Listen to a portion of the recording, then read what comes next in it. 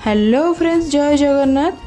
सकाळु सकाळु आज दिनटी आरंभ होची मोर जगा पाखरु। देखंतु जगा मोर केते सुंदर देखा होची। जगार दर्शन सारी कि मु बनिया को जाईतिली चाहा बनै सारी कि मु भी जाइना टे खाई देतिली बिस्कुट आ मुड़ी पके की चाहा रे खाई सारी कि मु जाईतिली गाधे पाधे कि मु बारी आस्तिली ऑफिस जीवी रेडी होबा पई। आज बहुत जोर से गरम होउतला तो मो चुटी छाडिया को जमर इच्छा नथला तो मामा को कहली बेणी पके देवाको। से मोर बेणी पके दोउतला।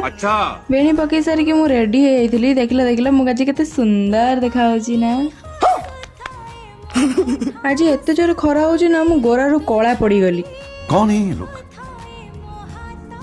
कहाँ से आते हैं? घरे आज मु किछि खाई के आसी नथिली तो बाटरे आज गला बेलको बरा और तरकारी नेकिनी पळेइली। संध्यार मोर मिसिकी बसी खाई देलु। खाई सारी आत्मा को शांति रे रखी मु चलली मोर ऑफिस रो काम करिया पई। अच्छा। अरे अरे ये कौन देखिले मु संध्या आज फोन नगो भी बसी काम करूची। बात तो सही है। ऑफिस रो काम सारिकी लंच टाइम रे मु बाहरी आसतली घर को लंच पे। काकुड़ी सलाड खाई बोली मामा काकुड़ी काटी दोथला।